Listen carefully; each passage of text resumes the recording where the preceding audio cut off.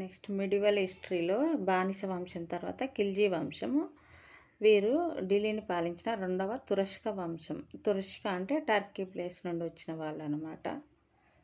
ఖిల్జీ వంశం 1290 నుంచి 1320 వరకు పరిపాలించారు. వీరు ఖిల్జా అనే గ్రామానికి చెందడం వల్ల ఖిల్జీలు అనే పేరు వచ్చింది. ఖిల్జీ వంశంను క్రీస్తు శకం 1290 నుంచి 1320 మధ్య నలుగురు సుల్తాన్లు పాలించారు. వారు ఫస్ట్ జలాలుద్దీన్ ఫిరోజ్ ఖిల్జీ. ఈయన క్రీస్తు శకం 1290 నుంచి 90 వరకు పరిపాలించారు. నెక్స్ట్ అతను అల్లావుద్దీన్ ఖిల్జీ క్రీస్తు శకం 1296 నుంచి 1316 వరకు పరిపాలించాడు. కుతుబుద్దీన్ ముబారక్ షా క్రీస్తు శకం 1316 నుంచి 20 వరకు.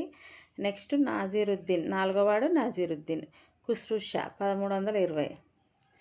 ఫస్ట్ జలాలు.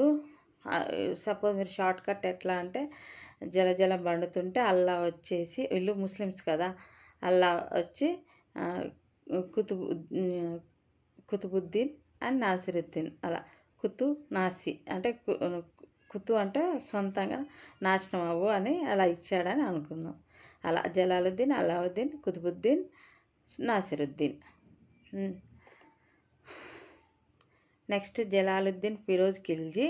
ఈయన 1290 నుంచి 1296 వరకు జలాలుద్దీన్ ఫిరోజ్ ఖిల్జీ. ఇతను ఖిల్జీ విప్లవం ద్వారా ఢిల్లీపై ఖిల్జీ వంశాన్ని స్థాపించాడు. ఖిల్జీ విప్లవం అంటే రెవల్యూషన్.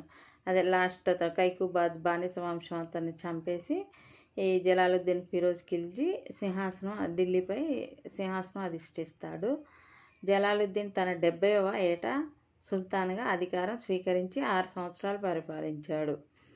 బానిస వంశంలో చివరి సుల్తాను అయిన కైకుబాద్ వద్ద సర్వ సైన్యాధిపతిగా ఉంటూ క్రీస్తు శకం 1290లో కైకుబాద్ను వధించి కైలుగరి అనే ప్రదేశం వద్ద క్రీస్తు శకం 1290లో పట్టాభిషిక్తుడై ఖిల్జీ వంశాన్ని స్థాపించాడు. జలాలుద్దీన్ ఫిరోజ్ ఖిల్జీ ఎక్కడ పట్టాభిషిక్తుడయ్యాడంటే కైలుగరి అనే ప్రదేశం అంట. ఎప్పుడంటే క్రీస్తు శకం 1290. క్రీస్తు శకం 1292లో మంగోళ్ళ భారత్పై దాడి చేయడంతో జలాలుద్దీన్ ఫిరోజ్ ఖిల్జీ వారిని అణచివేయడంతో ఓడిన మంగోల్లో కొందరు ఉలుగ్ ఖాన్ నాయకత్వంలో భారత్లో స్థిరపడి ఇస్లాం మతాన్ని స్వీకరించారు. వీరినే నయా ముస్లింలు అంటారు. అంటే వాళ్ళు ఓడిపోయారు కాబట్టి ఆ మంగోలు మీరు ఇస్లాంను స్వీకరించమని ఈయన జలాలుద్దీన్ ఆజ్ఞాపించాడు. అందుకే వాళ్ళు ముస్లింలుగా మారారు. వాళ్ళనే